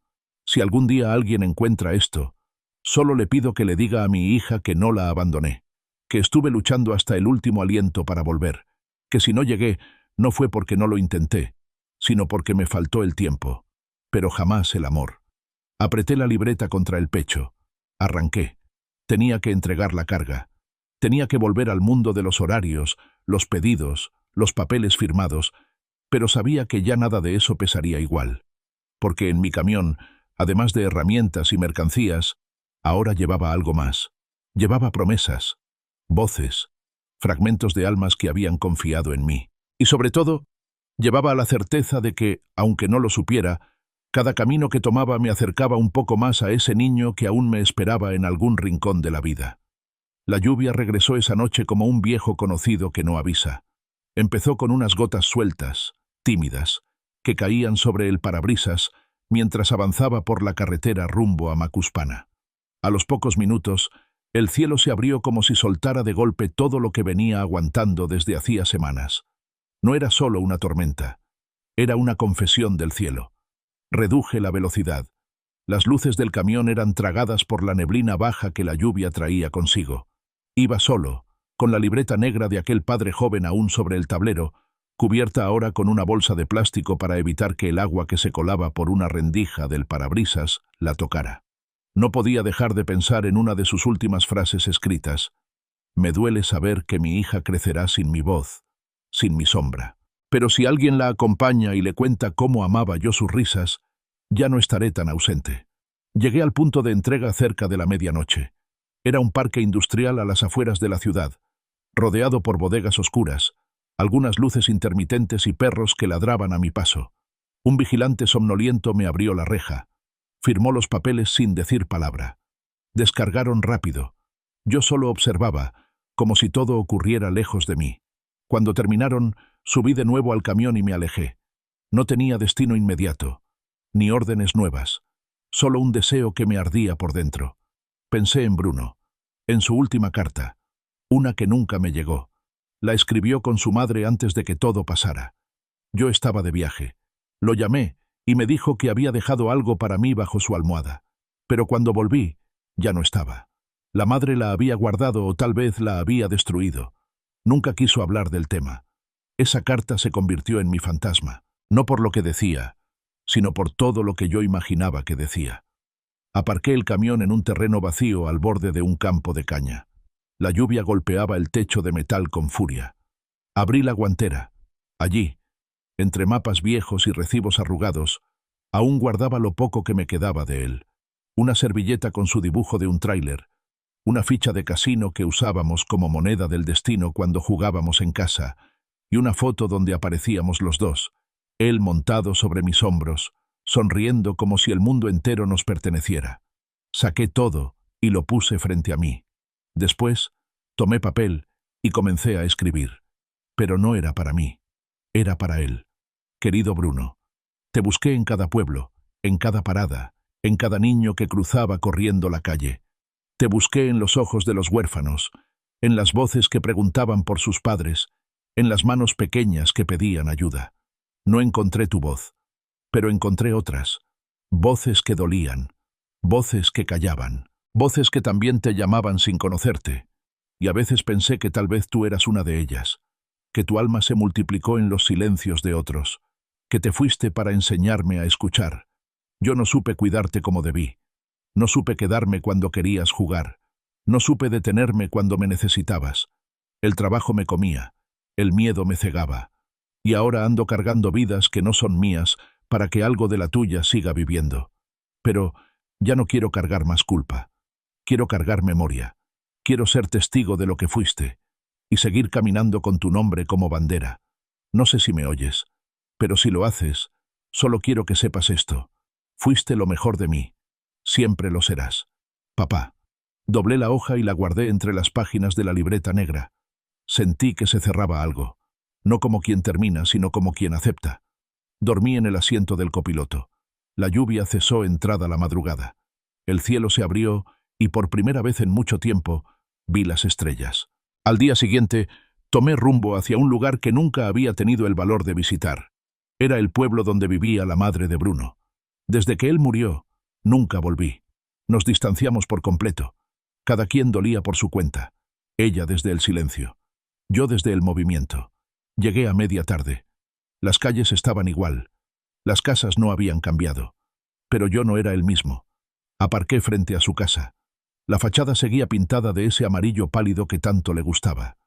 Las ventanas tenían las mismas cortinas floreadas. Pero la puerta se veía más vieja, más cerrada. Toqué. Ella abrió. Nos miramos.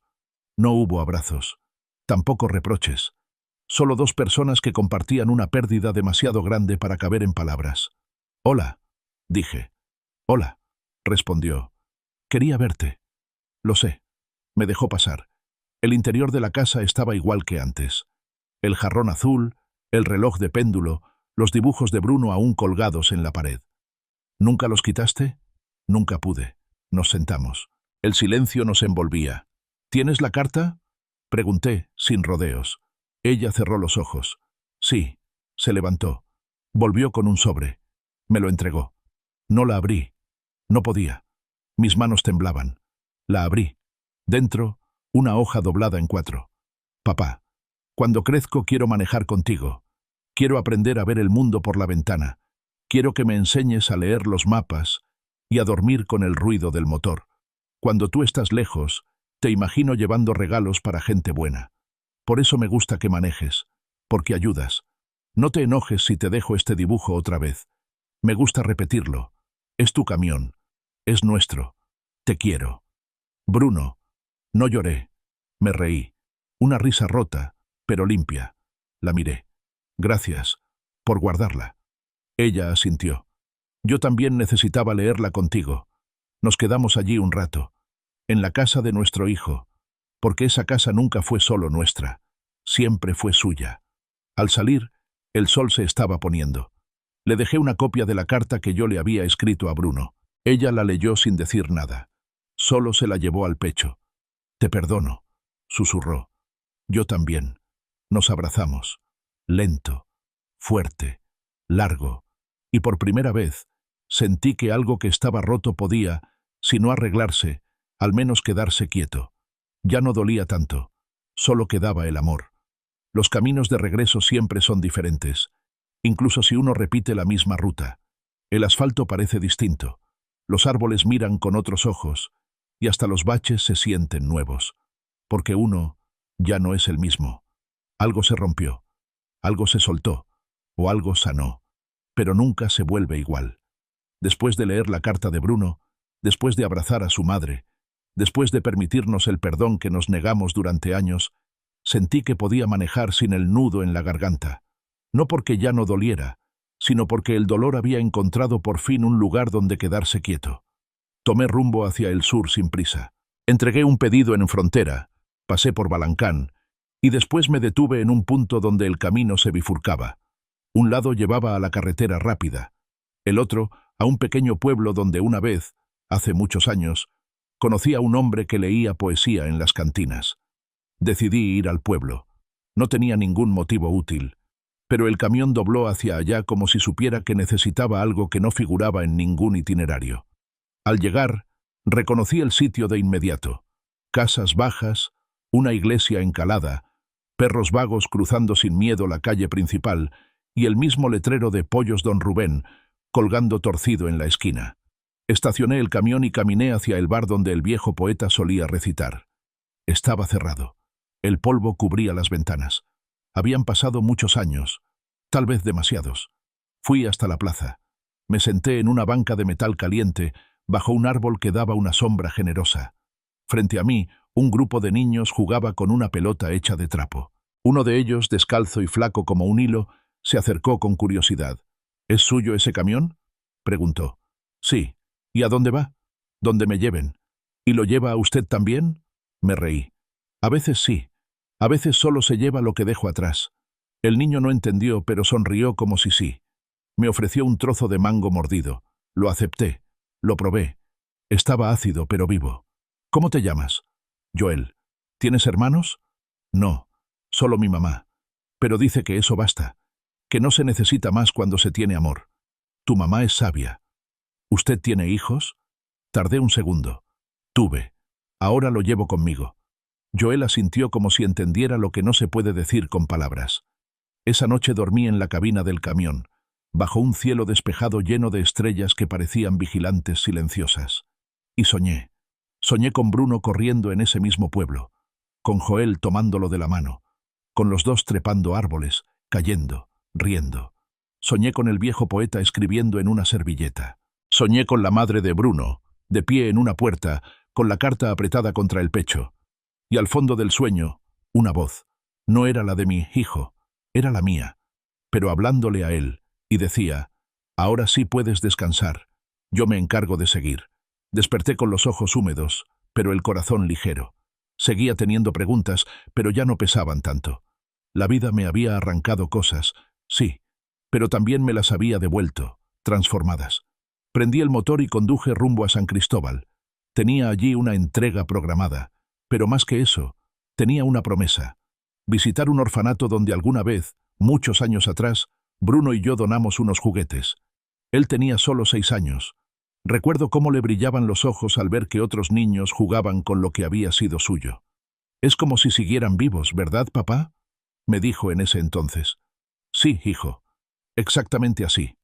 El camino hacia San Cristóbal era difícil. Curvas cerradas, altitud cambiante, tramos con neblina. Pero cada metro me acercaba no solo a un lugar, sino a una parte olvidada de mí. Llegué por la tarde. Fui directo al orfanato.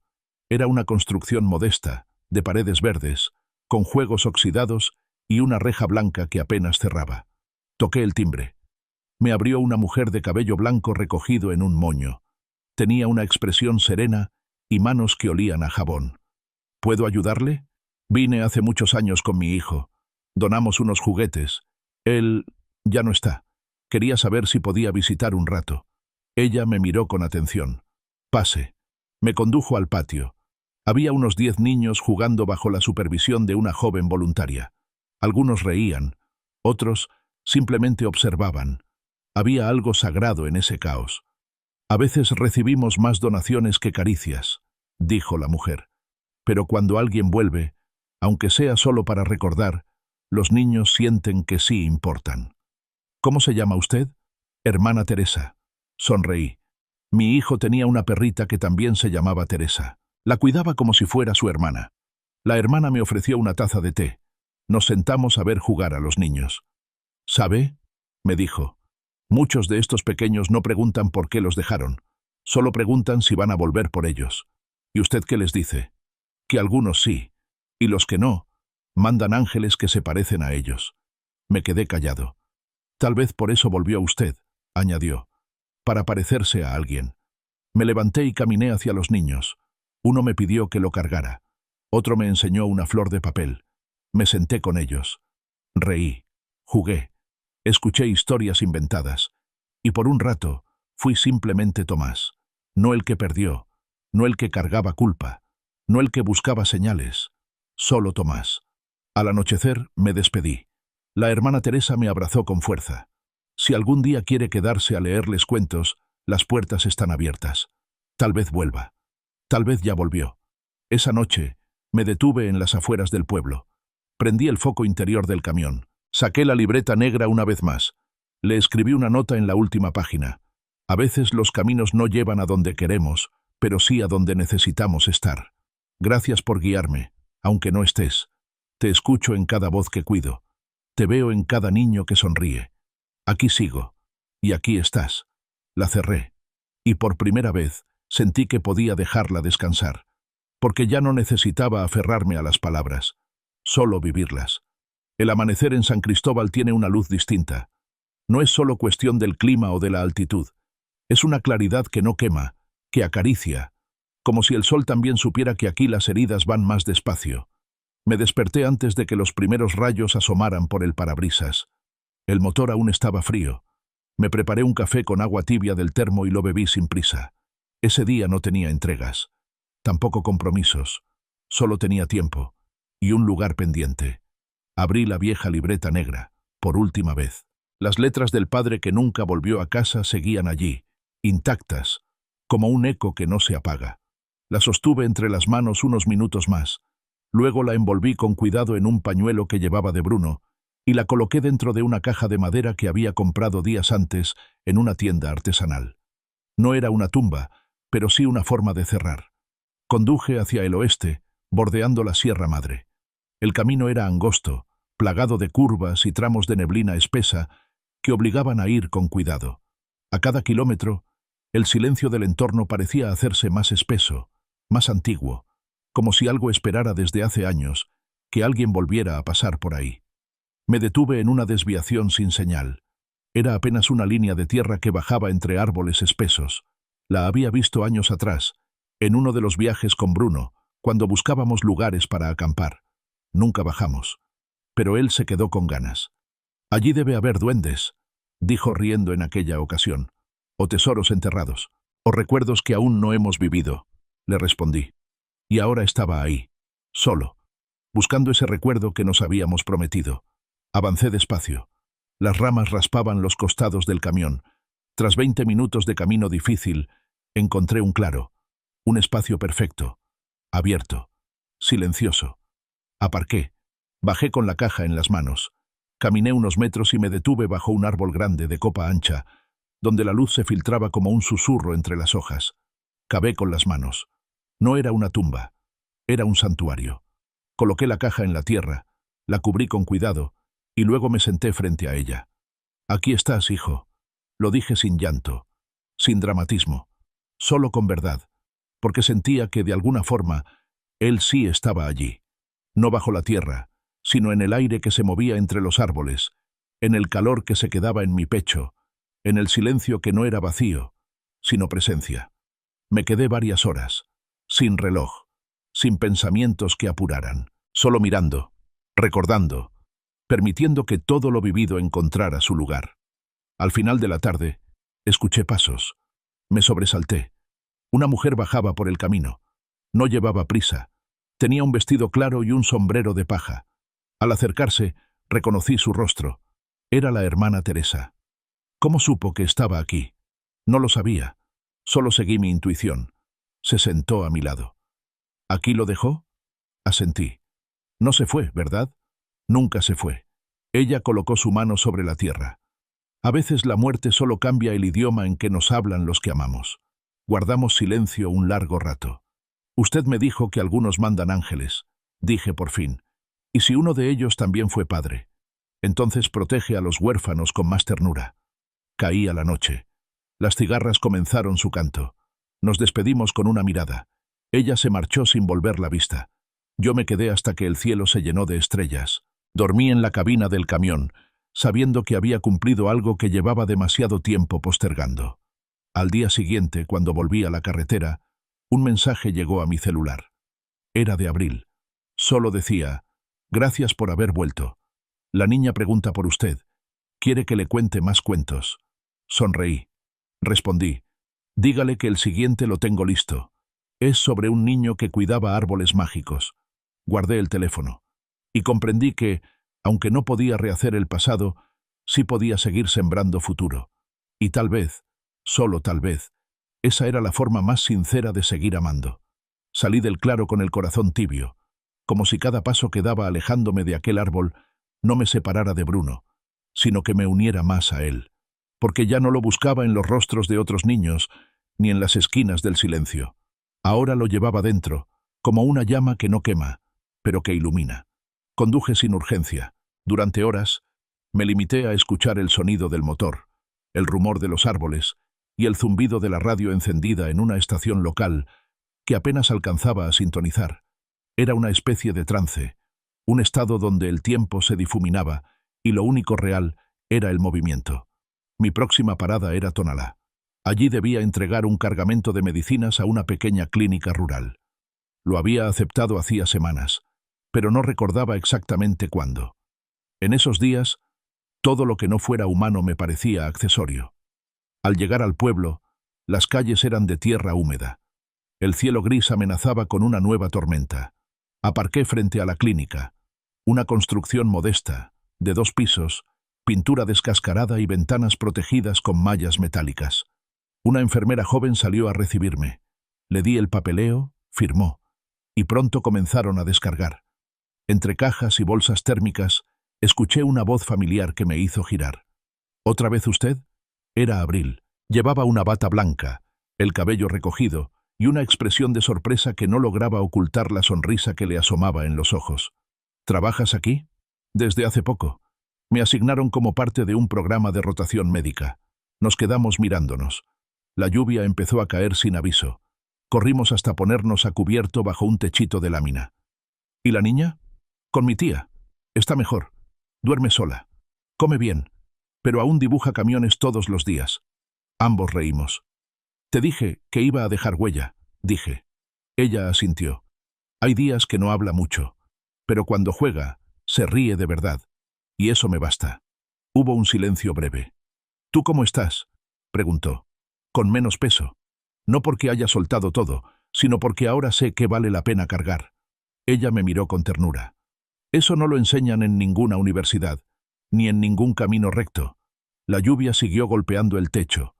Olía a tierra mojada, a hojas nuevas, a promesa. ¿Quieres quedarte a cenar?, preguntó de pronto. ¿Aquí? Mi compañero de turno se fue temprano. Me toca vigilar la noche. Pero tengo arroz, café y una estufa que a veces funciona. Asentí. Subimos por una escalera angosta al segundo piso. Ella abrió una pequeña cocina improvisada. Había un par de platos, una olla y una taza rota que decía «Héroes con bata». «¿Qué tan rota está tu estufa?», pregunté. «Tan rota como mi paciencia», respondió. Y ambos reímos. La ayudé a preparar la cena. Mientras el arroz se cocía, me mostró unas cartas dibujadas por los niños de la comunidad. Eran agradecimientos llenos de crayones, estrellas y corazones torcidos. «¿Ves este?», dijo, señalando uno en particular. Me lo dio un niño que perdió a sus padres el año pasado. Viene cada semana a que le cure una herida que ya no tiene. Solo para hablar. Y tú lo escuchas, porque sé cómo se siente no tener a quien hablarle. Cenamos sentados en el suelo, con los platos sobre una caja vacía. Afuera la lluvia no cesaba, pero adentro había calor. No del fuego, de otro tipo. Después de comer, lavamos los trastos en silencio. Luego ella encendió una lámpara pequeña, colocó un colchón en el suelo y me dijo que podía quedarme si quería. «No tengo más que esto», dijo, extendiendo una cobija delgada. «Pero está limpio». «He dormido en peores lugares», contesté. Nos acostamos uno al lado del otro sin tocar, sin hablar mucho, solo compartiendo el mismo aire, el mismo cansancio, la misma sensación de que, por una noche, el mundo no era un sitio tan hostil. Antes de dormir, Abril susurró: «No sé por qué me dan ganas de confiar en ti. Tal vez porque yo ya no tengo nada que esconder. ¿Y eso no da miedo?». «No, da paz». El sueño me venció sin avisar. Soñé que caminaba por una carretera infinita. A mi lado, Bruno y la niña jugaban con piedras. Más adelante, la hermana Teresa leía cuentos bajo un árbol. Y detrás de todos, Abril curaba heridas invisibles con solo mirar. Desperté con los primeros rayos del día. Abril dormía aún, con el rostro tranquilo. Me levanté sin hacer ruido. Dejé una nota sobre la mesa. «Gracias por el arroz, la lluvia y la tregua». Salí. El aire olía a limpio. Subí al camión. Y sentí que por primera vez no huía de nada. Solo avanzaba. Y cada kilómetro era un suspiro que soltaba sin temor. La carretera parecía más ancha esa mañana, como si me ofreciera espacio para respirar más hondo. El cielo estaba despejado, con algunas nubes flotando como pensamientos que uno decide no soltar aún. Había dormido bien, por primera vez en mucho tiempo, sin sueños rotos, sin imágenes que pesaran más de la cuenta. Manejé hacia el norte, sin urgencia, sin destino fijo. No porque no tuviera entregas pendientes, sino porque sabía que todo podía esperar un poco más. A veces, la vida también necesita que uno desacelere. A media mañana, paré en una tienda de abarrotes al borde del camino. Compré pan dulce, un café y una bolsa de dulces de tamarindo. Siempre llevaba algunos en la guantera por si me cruzaba con niños en los pueblos. Era una costumbre antigua, casi un ritual. Me gustaba ver cómo se iluminaban los ojos al recibir algo tan pequeño. Tal vez porque aprendí que no se trata del dulce, sino de ser visto. Al volver al camión, encontré un dibujo en la puerta del conductor. Estaba sujeto con un imán oxidado. Era un dibujo hecho con crayones, en papel reciclado. Mostraba un camión grande, azul, y a su lado dos figuras. Un hombre alto con sombrero y una niña con trenzas. Abajo, escrito en mayúsculas, decía: «Gracias por el cuento del niño árbol». Sonreí. Reconocí la letra. Era la niña de Abril. No sabía cómo había llegado hasta ahí, pero entendí el mensaje. La historia que le conté por teléfono, aquella noche en que Abril me escribió, había llegado a ella.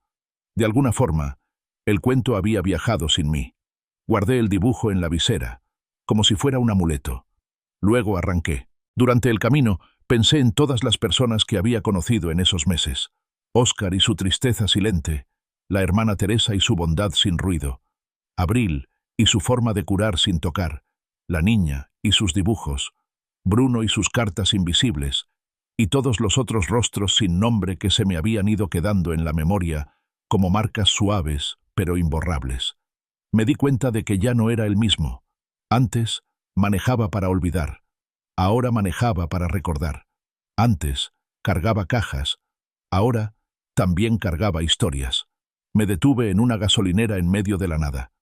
Mientras llenaban el tanque, un niño se acercó a limpiar el parabrisas. Tenía unos 9 años, rostro sucio, sonrisa tímida. ¿Tiene dulces?, preguntó. Le di un tamarindo.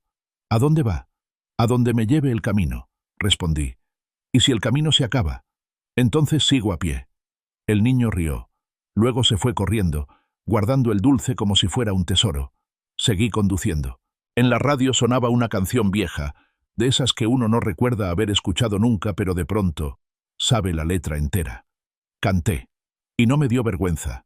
A eso de las 5 de la tarde, el cielo comenzó a oscurecer, pero no por lluvia, sino porque el día se rendía.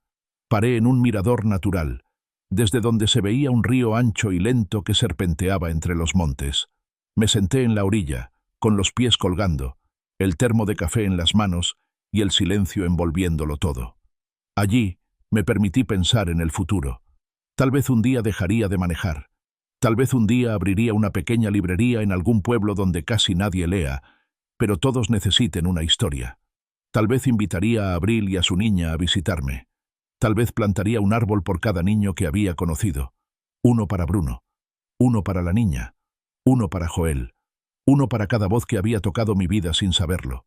Y cuando los árboles crecieran, contaría cuentos bajo sus sombras. Porque al final, todo se trata de eso, de sembrar donde se pueda. Aunque no se vea el fruto, aunque uno no esté para verlo. Cuando regresé al camión, la noche ya se había echado encima. Encendí las luces y me preparé para seguir. Pero antes, saqué la foto de Bruno. La puse en el tablero. Le di un beso suave. Gracias por seguir aquí. Y arranqué. Las luces del camino parecían guiñarme los ojos. Los kilómetros dejaron de ser distancia. Se volvieron parte de mí. Y supe, con una certeza tranquila, que ya no buscaba a Bruno, porque lo había encontrado. En mí, en cada historia, en cada niño, en cada abrazo, en cada silencio que ya no dolía, porque al final, lo que uno ama nunca se pierde, solo cambia de forma. Y sigue, siempre. Hay historias que no terminan cuando se cierran los libros, historias que no caben en palabras ni se detienen con un punto final. Historias como esta, porque lo que acabas de escuchar no es solo el viaje de un hombre que perdió a su hijo. Es el eco de todos los que han amado y han tenido que aprender a soltar. Es la voz de quienes se despiden sin poder decir adiós. Es la herida que, en lugar de cerrarse, florece en ternura. Tomás no volvió a ser el mismo. No porque el dolor lo destruyera, sino porque eligió no dejarse quebrar del todo. Eligió mirar hacia el frente, aún con la sombra del pasado detrás. Eligió vivir sin olvidar y amar sin condiciones. Y tú, que llegaste hasta aquí, también elegiste seguir la ruta. Ahora te pido algo. Si esta historia tocó tu corazón, si alguna frase te hizo recordar a alguien, si alguna escena te dejó un nudo en el pecho, no la guardes solo para ti. Compártela, con quien perdió, con quien busca, con quien aún no sabe que necesita escuchar esto. Suscríbete para no perderte las siguientes historias. Dale like si te hizo sentir. Déjanos un comentario. ¿Qué parte te hizo llorar, callar o recordar? Y sobre todo, síguenos, porque aquí las historias no mueren, se transforman y siguen, como Bruno, como Tomás, como tú. Gracias por caminar con nosotros hasta el final.